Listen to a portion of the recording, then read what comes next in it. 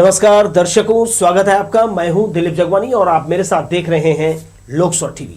आइए खबरों का सिलसिला शुरू करते हैं और सबसे पहले नजर डालते हैं हेडलाइंस पर।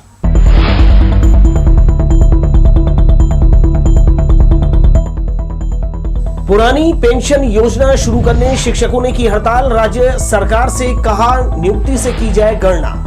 सुने मकानों को निशाना बनाने वाले आरोपी चढ़े पुलिस के हत्थे। 2 लाख का सामान जब्त। संभागायुक्त डॉक्टर संजय अलंग को दिया गया ठाकुर पूरन सिंह स्मृति सूत्र सम्मान। देश भर से पहुंचे रचनाकार। और जतिया तालाब के सौंदर्यीकरण का काम प्रगति पर, मार्च में हो सकता है पूरा। हेडलाइंस के साथ ही तमाम खबरों को अब देख लेते हैं विस्तार से। शिक्षक एलबी प्रदेश के मुख्यमंत्री शिक्षा मंत्री से सम्मानजनक पेंशन मिले पहले भी आग्रह कर चुके हैं, लेकिन नतीजा नहीं निकला। अब मोर्चा सक्रिय होकर नियुक्ति तिथि से सेवा गणना कर पुरानी पेंशन वेतन विसंगति क्रमोन्नति के मामले में शासन से सहानुभूति की मांग कर रहा है। प्रथम नियुक्ति दिनांक से सेवा अवधि की गणना करने पुरानी पेंशन बहाली को लेकर शिक्षक लंबे समय से संघर्ष कर रहे हैं। इसके बाद भी सुनवाई नहीं हो रही है।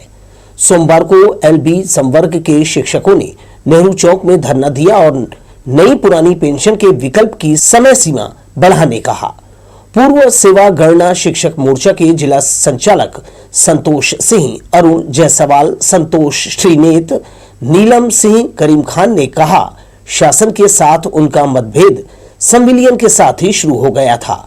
प्रथम नियुक्ति दिनांक से सेवा की गणना नहीं की जाती है तो रिटायरमेंट के बाद पेंशन को लेकर बहुत से शिक्षक आर्थिक तंगी का सामना करेंगे।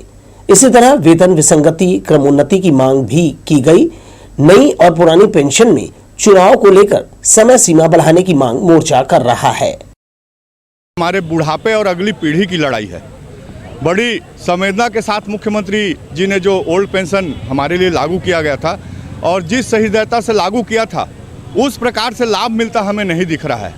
हम चाहते हैं कि पूर्व सेवा अवधि की हमारी गणना हो और पूर्व सेवा अवधि की गणना होगी तभी हमें पूर्ण पेंशन की पात्रता होगी। ऐसा दांव पेच, ऐसा शपथ पत्र इस प्रकार से हमें भराए जा रहे हैं कि पता नहीं क्या सोच है।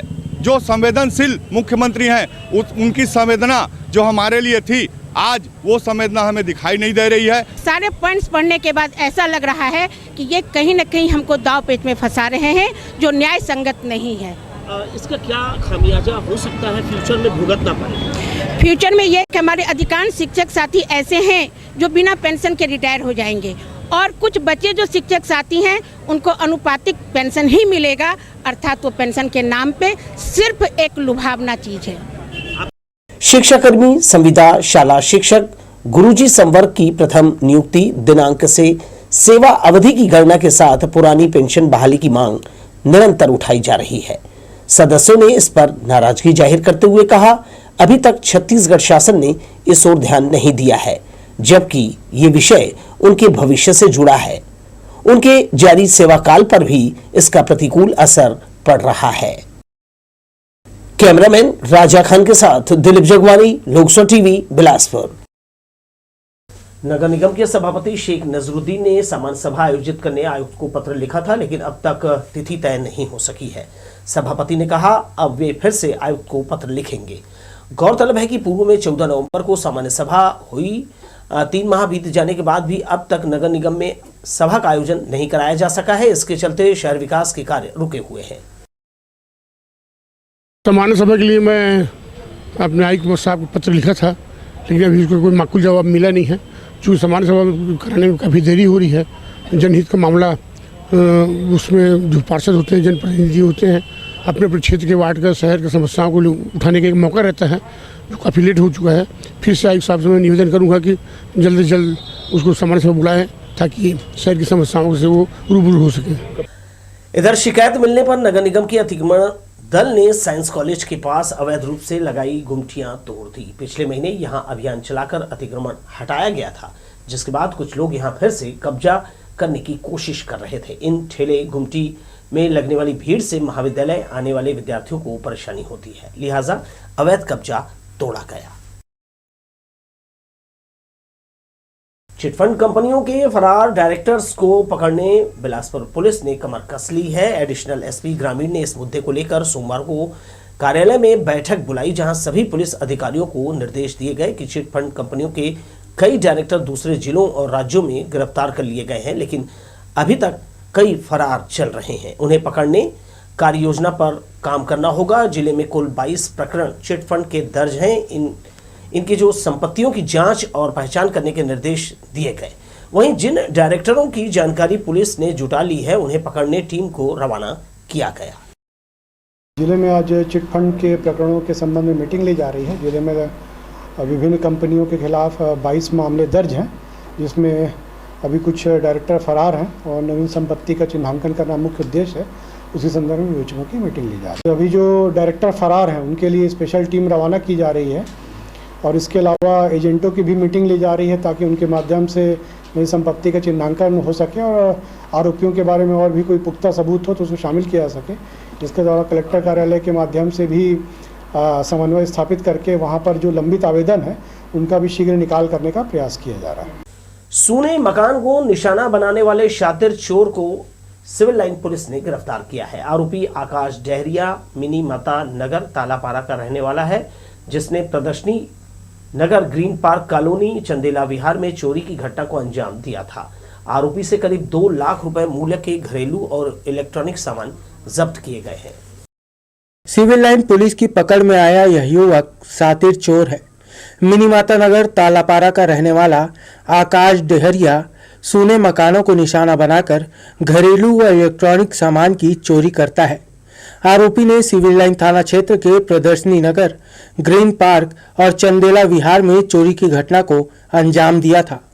आरोपी से एलईडी टीवी, पंखा, induction setup box, battery, bulb, wifi सहित करीब 2 लाख मूल्य के घरेलू व इलेक्ट्रॉनिक सामान जब्त किए गए हैं। आरोपी ने अपने कथन में स्वीकार किया कि उसके द्वारा इस थाना क्षेत्र के 4 अलग अलग जो चोरी हुई थी प्रियदर्शनी नगर में, उसमें वो शामिल था और उसमें आरोपी से लगभग चारों चोरी का लगभग 2 लाख का मसरूका जो है जब्त किया गया है। चोरी की वारदात के बाद आरोपी की तस्वीर सीसीटीवी कैमरे में कैद हुई थी।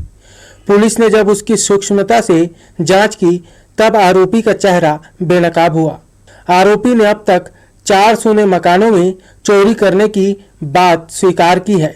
पुलिस को आशंका है कि पूछताछ में और भी मामलों का खुलासा हो सकता है। लोकसभा टीवी के लिए कैमरामैन सुशांत सिंह के साथ आशीष मौर्य की रिपोर्ट। सीपत थाना क्षेत्र के ग्राम परसाही निवासी एक मजदूर युवक ट्रैक्टर में मिट्टी खुदाई के लिए गया हुआ था। खुदाई करते वक्त मिट्टी धंसने से युवक की मौत हो गई। आनन फानन में ट्रैक्टर मालिक अपने पुत्र और चालक के साथ मृतक को घर में लाकर छोड़ दिया और 50,000 रुपए देकर मामले को रफा दफा करने परिजनों पर दबाव बनाने लगा। मृतक 42 वर्षीय विष्णु सिदार के भाई ने दबाव में न आकर मामला थाने तक पहुंचाया। सीपत पुलिस ने शव का पोस्टमार्टम कराया और उसके बाद दाह संस्कार कर दिया गया।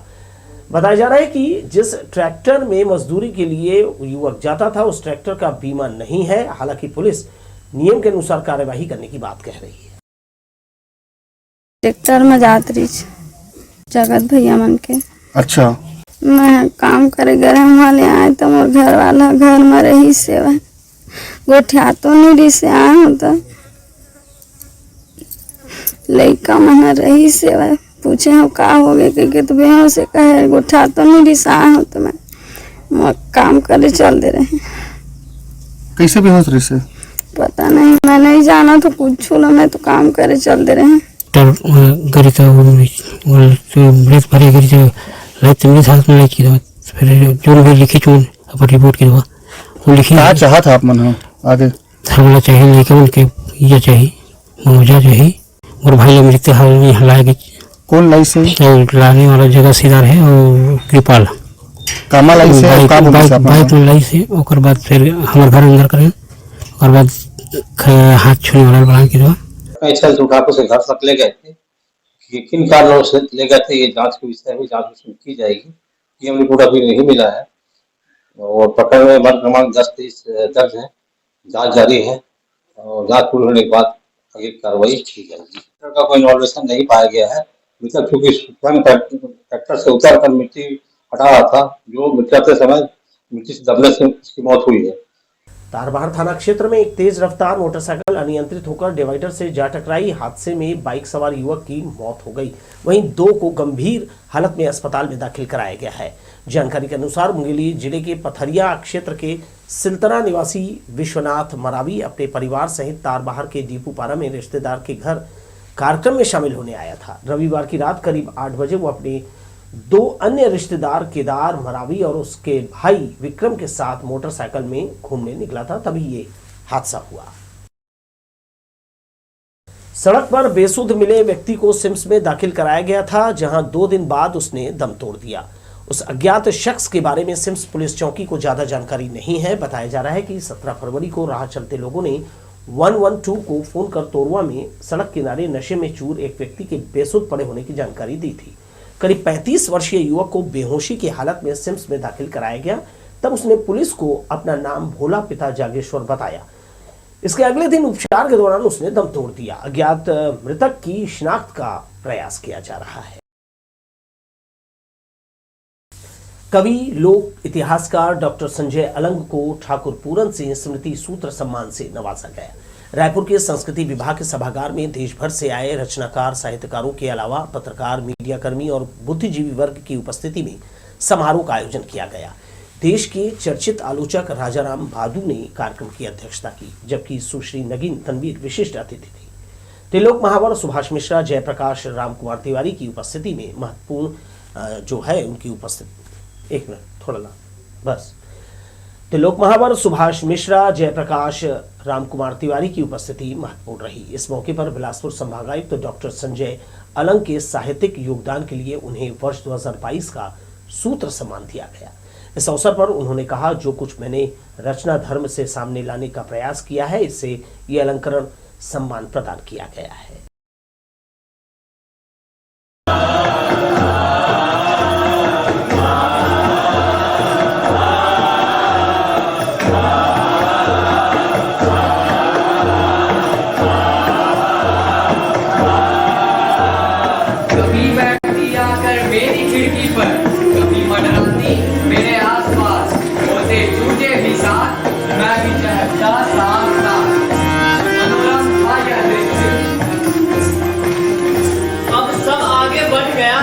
रंग बदल गया है, पहाड़ी मैदान अब खेती पर नहीं है, उसे रखा है बड़े बाग में घेर कर चारों ओर, जिससे जम सके वह अंडे, सेकर दे सके चूजे अपने, करे वंश वृद्धि। वो ये कर नहीं पा रही है, खिड़की कमरे के अंदर आ गई। सूत्र परिवार और आप सब ने आज इस सम्मान द्वारा कवि कर्म से ही अर्जित अस्मिता को पहचान देने का कार्य किया है। आई रिपीटिंग, कवि कर्म से अर्जित अस्मिता को ही पहचान देने का कार्य किया है। मेरे तीसरे कविता संग्रह नदी उसी तरह सुंदर थी जैसे कोई बाग को सूत्र सम्मान के अलंकरण से सम्मानित कर रचना को ही पहचान बनाने के मापदंड को और स्थापित किया है। मैं सूत्र परिवार के प्रति धन्यवाद ज्ञापित करते हुए आयोजन के विभिन्न आयामों के माध्यम से मेरे रचना कर्म, विशेषकर कविताओं को विभिन्न कला माध्यमों जैसे डांस, ड्रामा, पोस्टर, गायन आदि से प्रस्तुत करने तथा आयोजन, प्रकल्पना और विशिष्टता प्रदान करने के लिए सूत्र परिवार को रेखांकित करना चाहूँगा। बिलासपुर केंद्रीय जेल में 26 महिला और पुरुष बंदी 10वीं और 12वीं की परीक्षा में इस वर्ष शामिल होंगे। सोमवार को राजेंद्र नगर स्कूल परिसर में बंदियों के लिए पुस्तकों का वितरण किया गया। जेल के शिक्षक हेमंत कुमार नामदेव ने बताया कि 10वीं की परीक्षा में 19 पुरुष और 2 महिला बंदी शामिल होंगे, जबकि 12वीं में 6 पुरुष परीक्षा देंगे। हर बार बंदियों को परीक्षा देने के लिए जेल से बाहर दूसरे केंद्र जाना पड़ता था। इस बार उनका परीक्षा केंद्र केंद्रीय जेल बिलासपुर में बनाने की बात कही जा रही है। 21 बंदी कक्षा 10वीं का फॉर्म भरे हैं, जिसमें 2 महिला बंदनी हैं।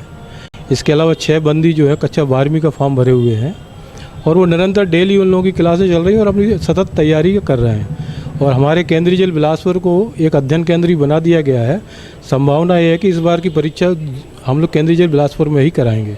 प्रधानमंत्री कार्यालय से मिली चिट्ठी पर स्वास्थ्य विभाग 3 महीने हो गए कोई कार्यवाही नहीं की है। दरअसल जिला अस्पताल के सिविल सर्जन पर निजी अस्पताल में प्रैक्टिस करने और नॉन प्रैक्टिस अलाउंस लिए जाने सहित कई बिंदुओं पर शिकायत की गई थी, जिसके बाद पीएमओ ने इस संबंध में उचित कार्यवाही के साथ रिपोर्ट प्रस्तुत करने कहा था। जिला अस्पताल के सिविल सर्जन की निजी अस्पतालों में प्रैक्टिस करने की शिकायत प्रधानमंत्री कार्यालय तक पहुंची थी। 3 माह बीत जाने के बाद भी इस मामले में कोई कार्रवाई नहीं हुई है। दरअसल पीएमओ ने कलेक्टर को जांच करने के आदेश दिए थे। कलेक्टर और जेडी के निर्देश पर सीएमएचओ ने टीम बनाकर जांच का जिम्मा डॉक्टर मनीष श्रीवास्तव को सौंपा है। बता दें कि शिकायतकर्ता ने निजी अस्पताल में प्रैक्टिस के अलावा अन्य कई बिंदुओं के साथ जिला अस्पताल के civil surgeon doctor Anil Gupta की शिकायत पीएमओ में की थी। लोकसो टीवी ने इस खबर को प्रमुखता से दिखाया था, जिसमें civil surgeon doctor Anil Gupta निजी अस्पताल में बैठकर चिकित्सकीय सेवा दे रहे थे और शासन से नॉन प्रैक्टिस अलाउंस भी ले रहे थे। हालांकि उसके बाद सीएमएचओ के निर्देश पर उन्होंने अलाउंस लेना बंद कर दिया था, मगर निजी अस्पताल में लगातार जाते रहे। सीएमएचओ को लिख देता, टीम बना के हमने टीम बना ली है। टीम बना के डॉक्टर श्रीवास्तव और 2 अकाउंटेंट्स को रखा है और जांच करने के लिए भेजा है उनको। जांच करके 1-2 दिन में रिपोर्ट आ जानी चाहिए उनकी। ये जो छुट्टियां बढ़ गई इस कारण से तो परेशानी हो गई। अब तो आजकल में रिपोर्ट आ जाएगी, मैंने बोल दिया है उसको, है ना, मनीष सर को बोला है, वो जांच करके बता दें। सिविल सर्जन ने पिछले 1 वर्ष में शासन से लगभग 2 लाख से अधिक राशि एनपीए के रूप में लिया है, जबकि वो कई निजी अस्पताल में भी मरीजों का इलाज करने जाते हैं। अब देखना होगा कि जांच कमेटी क्या रिपोर्ट तय करती है। लोकसो टीवी के लिए कैमरामैन जयेंद्र गोले के साथ नीरज शर्मा, बिलासपुर। शहर की यातायात व्यवस्था पूरी तरह से चरमराया गई है, लेकिन इसे व्यवस्थित करने वाले अधिकारी कुंभकर्णीय नींद में है। अब तो वाहन चालक कलेक्ट्रेट के सामने नो पार्किंग जोन को ही पार्किंग का नया ठिकाना बना चुके हैं। वाहनों की कतारें देखकर आप अंदाजा लगा सकते हैं कि किस तरह लोग जो है वो जाम की स्थिति ले आते हैं। बेतरतीब वाहनों की पार्किंग के चलते इस मार्ग से गुजरने वाले या फिर कार्यालय पहुंचने वालों को परेशानी उठानी पड़ती है।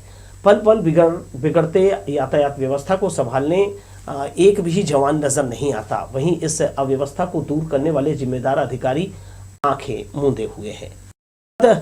आइए फिर से नजर डालते हैं हेडलाइंस पर।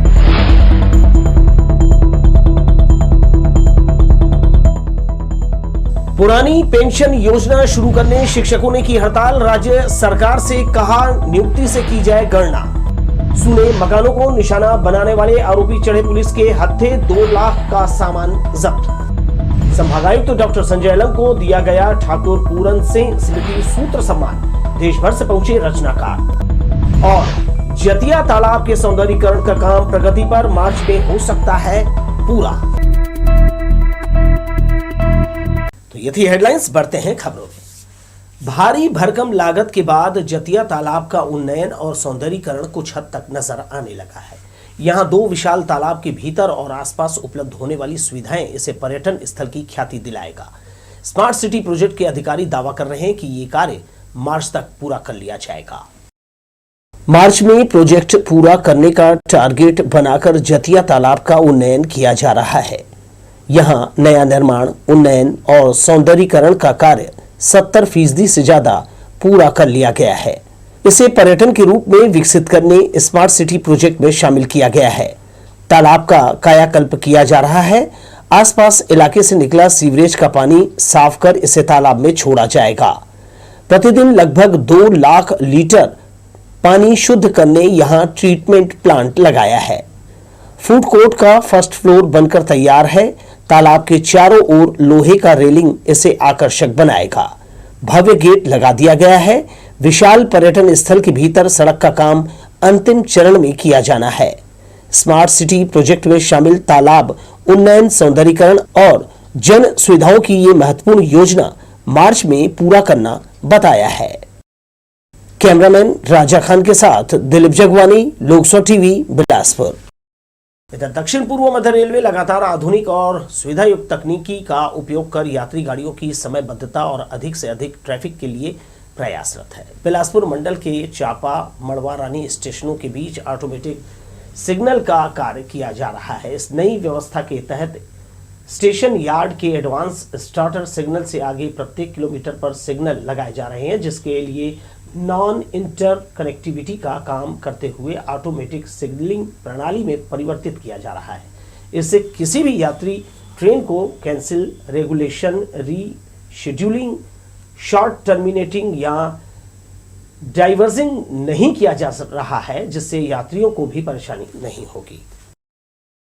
पश्चिम मध्य रेलवे के रीवा गोंदियागढ़ स्टेशनों के बीच लाइन कनेक्टिविटी के लिए NI का काम 22 फरवरी तक किया जाना है। इसके चलते दक्षिण पूर्व मध्य रेलवे से संबंधित कुछ ट्रेनों का परिचालन प्रभावित रहेगा, जिसमें 21 फरवरी को बिलासपुर से चलने वाली बिलासपुर रीवा एक्सप्रेस रद्द रहेगी। 21 और 22 फरवरी को रीवा से चलने वाली रीवा बिलासपुर एक्सप्रेस रद्द रखी गई है। 22 फरवरी को रीवा से चलने वाली रीवा चिरमिरी एक्सप्रेस और 21 और 23 फरवरी को चिरमिरी से चलने वाली चिरमिरी रीवा एक्सप्रेस कैंसिल रहेगी। शहर में इन दिनों अतिक्रमण और अवैध निर्माण के खिलाफ निगम की कार्यवाही जारी है। उधर गोंडपारा से शनिचरी मार्ग किनारे लकड़ी टाल और सड़क तक सामान फैलाकर बेचने वालों के कारण हर वक्त जाम की स्थिति निर्मित होती है। हालांकि निगम का अतिक्रमण दस्ता कई बार यहां कार्यवाही कर चुका है, मगर दस्ते के लौटने के बाद हालात जस के तस हो जाते हैं। देवकीनंदन स्कूल मैदान में आयोजित 3 दिवसीय बिलासा महोत्सव का रंगारंग समापन रविवार को हो गया। छत्तीसगढ़ की लोक कला पर आधारित महोत्सव का शहरवासियों ने खूब आनंद लिया। इस दौरान छत्तीसगढ़ के लोक कलाकारों ने अपनी प्रस्तुति दी। बांस गीत की प्रस्तुति से शुरू हुआ ये महोत्सव और मंच पूरे वर्ष भर विविध आयोजनों से बिलासपुर शहर और प्रदेश की जनता से रूबरू होता है। अंचल की कला और कलाकारों के लिए ये मंच वर्षों से समर्पित है। छत्तीसगढ़ की लोक संस्कृति का अनूठा दर्शन बिलासा महोत्सव में होता है। यहाँ पारंपरिक कर्मा नृत्य, बांस, ददरिया, डंडा नृत्य, 95 प्रकार के वाद्य यंत्रों का अद्भुत वादन सहित जो है अलग अलग जिलों से आए कलाकारों ने रंगारंग कार्यक्रम की प्रस्तुति देकर लोगों को मंत्रमुग्ध कर दिया। समापन अवसर पर शहर विधायक शैलेश पांडे मुख्य अतिथि के तौर पर यहां मौजूद रहे। वहीं अतिथि के रूप में प्रवीण झा, अजय पाठक, प्रेस क्लब के सचिव इरशाद अली, पार्षद राजेश सिंह सहित दर्शकों ने कार्यक्रम का लुत्फ उठाया। बिलासा कला मंच का ये 33वां कार्यक्रम है। 33 सालों से बिलासा कला मंच हमारे छत्तीसगढ़ की जो संस्कृति है, हमारे जो परंपराएं हैं, यहाँ के जो रीति रिवाज हैं, यहाँ का जो साहित्य है, यहाँ की जो पत्रकारिता है, हर क्षेत्र को संवर्धित, संरक्षित और संवारने का काम कर रहा है। क्षेत्रीय कलाकारों को बढ़ाने के लिए हमारे बिलासा कला मंच के द्वारा जो है किया जाता है। इसमें विभिन्न प्रदेशों से जो चुनिंदा कलाकारों को जो वाद्य यंत्र जो विलुप्त होते जा रही हैं, उन यंत्रों को कैसे बजाया जाए और उस विधा को जो है जीवित रखने के लिए उनको इस कला मंच के द्वारा स्थान दिया जाता है। इधर जल संसाधन विभाग के प्रार्थना सभा भवन में श्रीकांत वर्मा पीठ द्वारा कार्यक्रम का आयोजन किया गया। यहाँ कथाकार, उपन्यासकार, चित्रकार और आलोचक विनोद साहू का भारतीय नव जागरण कल, आज और कल विषय पर व्याख्यान आयोजित हुआ, जिसमें गुड़गांव से आए विनोद शाही मुख्य अतिथि, जबकि संभागायुक्त डॉक्टर संजय अलंग ने कार्यक्रम की अध्यक्षता की। इस दौरान बड़ी संख्या में कवि, साहित्यकार उपस्थित थे। तो कई दफा उसको पुनरुत्थान कह करके दरकिनार कर देते हैं कि भाई उसकी अब बात क्या करनी, बहुत हो लिया, आपने लकीर पीटते हुए बहुत समय हो गया। लेकिन मैं ये पाता हूँ कि जब पश्चिम के लोग पुनर्विचार करते हैं तो नियो एरिस्टोटलिज्म, नियो प्लेटोनिज्म, ये दोबारा आ जाती है चीजें। वो नए रूप में उसको पुनर्व्याख्या के लायक मानने लगते हैं अपनी चीजों को। स्वच्छता अभियान के तहत कई कार्यक्रम चलाए गए, लेकिन अभी भी वार्डों में गंदगी का आलम है। जगह जगह फैला कचरा स्वच्छता अभियान की जो है पोल खोल रहा है। गोंडपारा में नालियों की नियमित सफाई नहीं होने से गंदगी का अंबार लगा है। आसपास के रहवासी उठती बदबू के बीच रहने मजबूर है। वहीं संक्रमण फैलने का खतरा भी बना हुआ है। जल भराव की सबसे ज्यादा समस्या शहर के बीच पुराना बस स्टैंड में होती है। इससे निपटने अब यहाँ सड़क के दोनों किनारे पर बड़ा और चौड़ा नाला बनाया जा रहा है, मगर कुछ जगहों पर इस निर्माण के चलते राहगीरों को दिक्कतों का सामना करना पड़ रहा है। सड़क के किनारे मलबे का ढेर लगा है, जिससे इस मार्ग पर जाम की स्थिति निर्मित हो रही है। वहीं आने जाने वाले नागरिक भी खासे हलाकान है। वहीं छोटे छोटे गड्ढों में भी लोगों की जो है उनका सामना जब होता है तो परेशानी बढ़ जाती है। ठेकेदार को इस ओर ध्यान देने की जरूरत है। तो इस खबर के साथ ही दर्शकों, आप अपना ख्याल रखिए, स्वस्थ रहिए, बेहतर खाइए और मौसम का भी आनंद लीजिए। नमस्कार।